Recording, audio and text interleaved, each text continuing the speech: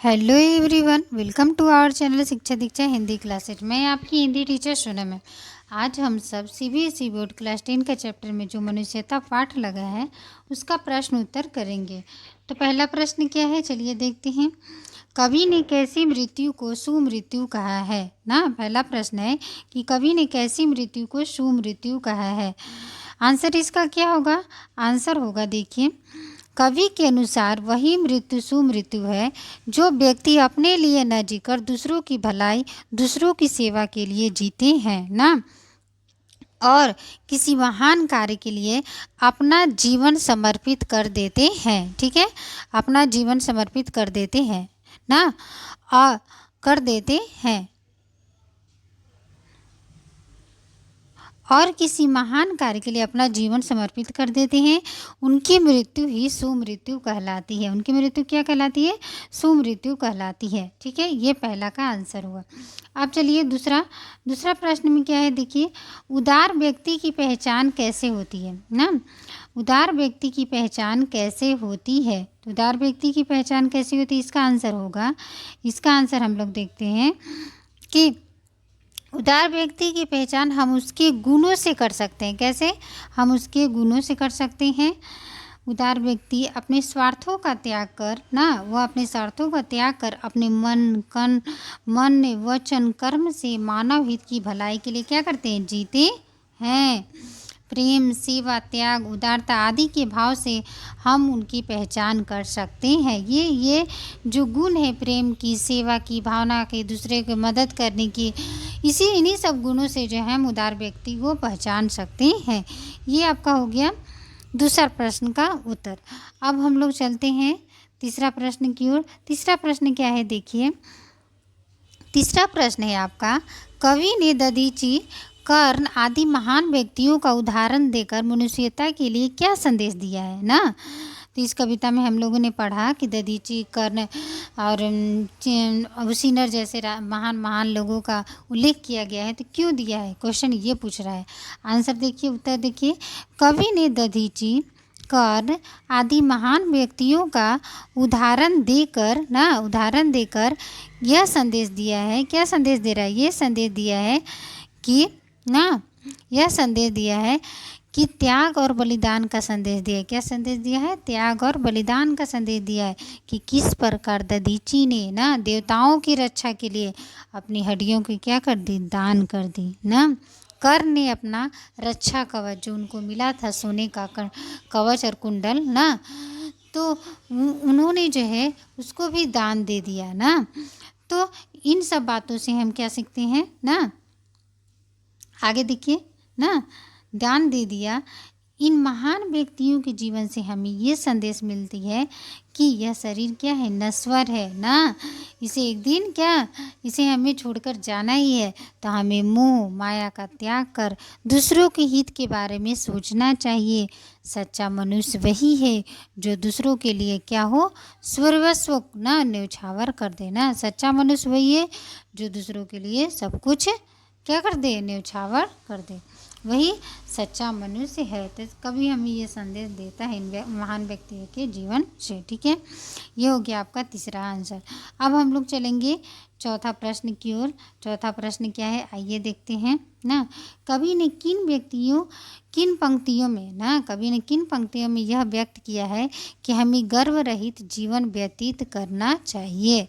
ठीक है, कवि ने किन पंक्तियों में जो है यह बताया है कि हमें जो है गर्व रहित जीवन व्यतीत करना चाहिए। ठीक है, आगे देखिए, इसका आंसर क्या होगा। रहो न भूल के कभी, ये पंक्ति है ना, रहो न भूल के कभी मदान्त तुच्छ वित्त में ना, सनाथ जान आपको करो न गर्व चित्त में, है ना। मतलब किसी को भी अनाथ जानकर जो है हमें अपने ऊपर घमंड नहीं करना चाहिए। तो लिखेंगे आंसर इस तरह से कि कवि ने जो है इन पंक्तियों में यह स्पष्ट करता है कि यदि ईश्वर ने आपको सुख सुविधा ना संपत्ति दिया है तो आपको कभी भी उस पर गर्व नहीं करना चाहिए, है ना। ये पंक्ति यहाँ पे दिया गया है। ये हो गया आपका 4 नंबर प्रश्न का उत्तर ना। आगे हम लोग चलते हैं पाँचवा देखिए क्या है। मनुष्य मात्र बंधु है से आप क्या समझते हैं ना।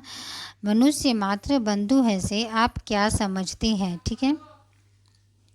देखिए इसका उत्तर क्या होगा। मनुष्य मात्र बंधु है से क्या समझते हैं, इसका उत्तर है इस कथन का अर्थ है कि ना संसार के सभी मनुष्य आपस में क्या है, बंधु है, भाई भाई है ना।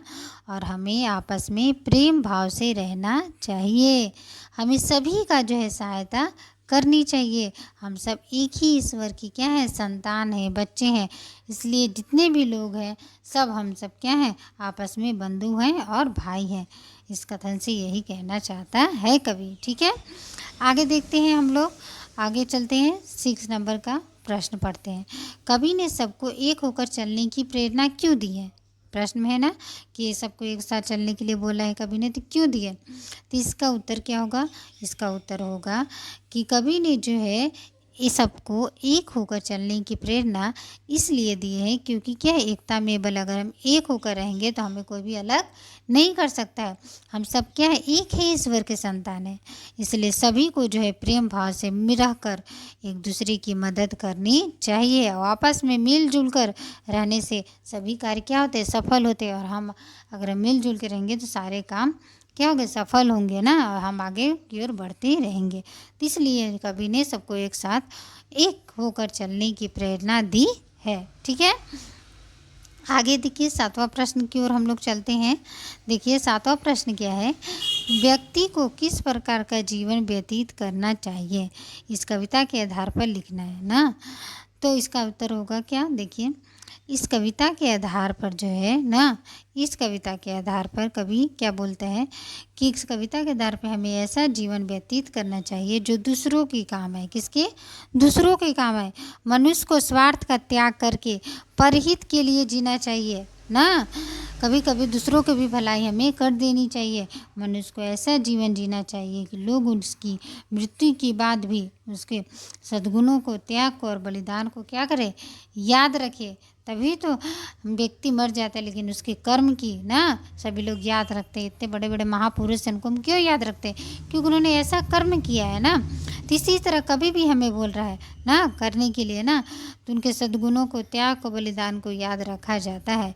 तो इस तरह से ये हो गया 7वां प्रश्न का उत्तर। अगर अब हम लोग कहाँ चलेंगे, अब हम लोग चलेंगे नेक्स्ट प्रश्न की ओर। आगे का प्रश्न देखिए क्या है। आगे का प्रश्न है 8वां ना। 8वां प्रश्न है कि मनुष्यता कविता के माध्यम से कवि क्या संदेश देना चाहता है। इसी ये कविता जो हम लोगों ने पढ़ा, इस कविता के माध्यम से आपको जो है क्या सीख मिली, क्या मैसेज मिला ना, ये प्रश्न है। तो आंसर क्या होगा, आंसर देखते हैं चलिए हम लोग। आंसर है मनुष्यता कविता के माध्यम से जो है ना, कविता के माध्यम से कवि यह संदेश देना चाहता है कि मनुष्य सभी प्राणियों में क्या है, सर्वश्रेष्ठ है ना। मनुष्य के पास सोचने विचारने की शक्ति है जो प्राणियों में नहीं है ना, तो वो इसलिए सबसे सर्वश्रेष्ठ है। इसलिए मनुष्यों को सिर्फ अपने बारे में न सोचकर ना दूसरों को हित का भी ख्याल रखना चाहिए।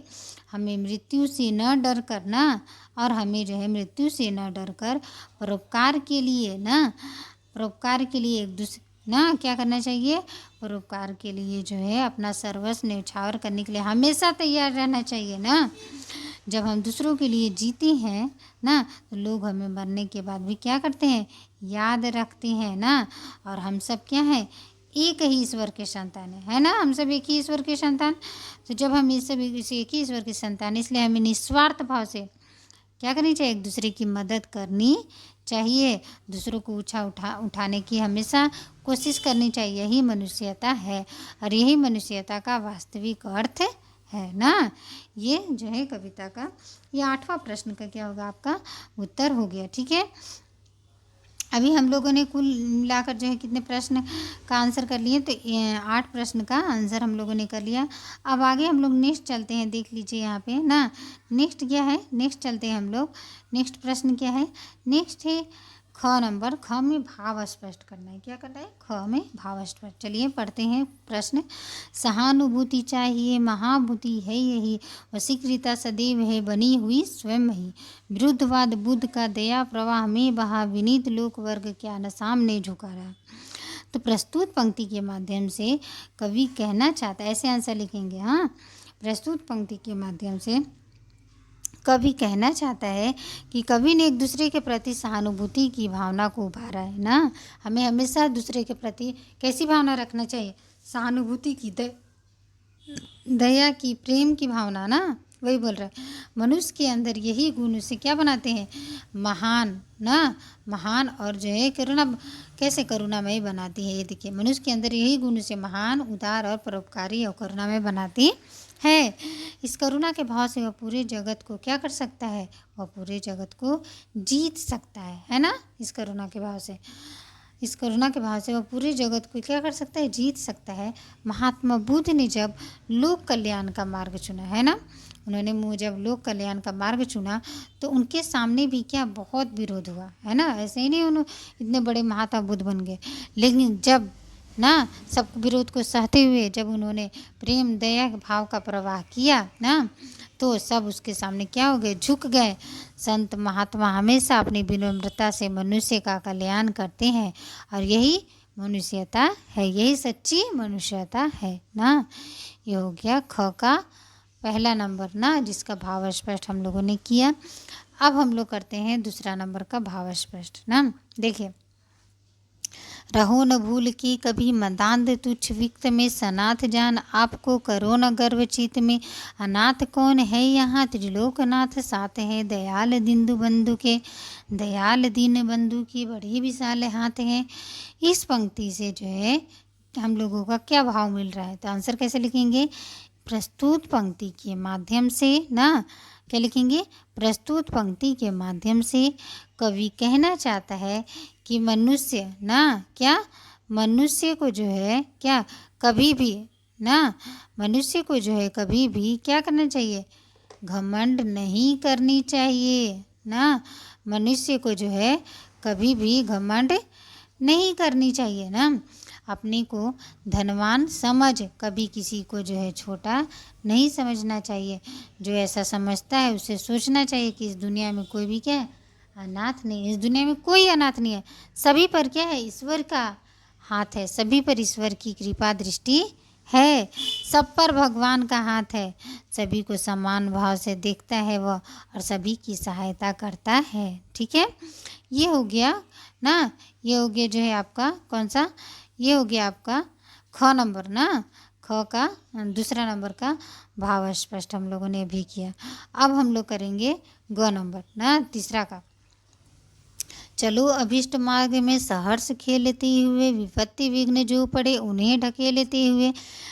घटे न हेल मेल हाँ बढ़े न भीनता कभी, अतर्क एक पंथ के सतर्क पंथ हो सभी। तो इस पंक्ति के माध्यम से जो है हमें क्या कवि ने बोला है, या क्या भाव स्पष्ट किया था? इसका आंसर लिखेंगे इस तरह से कि इस पंक्ति के माध्यम से क्या लिखेंगे? इस पंक्ति के माध्यम से जो है कवि ने जो है ना, कवि कहना चाहता है कि मनुष्य को सभी कठिनाइयों, बाधाओं, संघर्षों को क्या करना चाहिए? हंसते हुए, आगे ढकेलते हुए आगे बढ़ना चाहिए। रुकना नहीं है कहीं भी ना, चाहे कितना भी संघर्ष जीवन में ना। आगे बढ़ने के साथ साथ हमें कभी भी लेकिन हेल मेल भी नहीं कम करना है। अगर हमारे जो लोग हैं आसपास के, उनके साथ हमें हाथ से हाथ मिलाकर आगे ना बढ़ना है। सभी के साथ क्या करना है? मिलजुल कर हमें क्या करना है? रहना है ना। इस पंक्ति में कवि ये कहना चाहता है। तो ये हो गया आपका मनुष्यता पाठ का प्रश्न उत्तर ना। अगर आपको ये वीडियो अच्छी लगी हुई हो तो प्लीज़ लाइक शेयर सब्सक्राइब अवश्य करें, और मेरे चैनल को भी जाकर इस पाठ को जो है आप पढ़ भी सकते हैं, मैंने इसे एक्सप्लेन कराया है। अगर मिलते हैं नेक्स्ट वीडियो में बच्चों। Thank you everyone.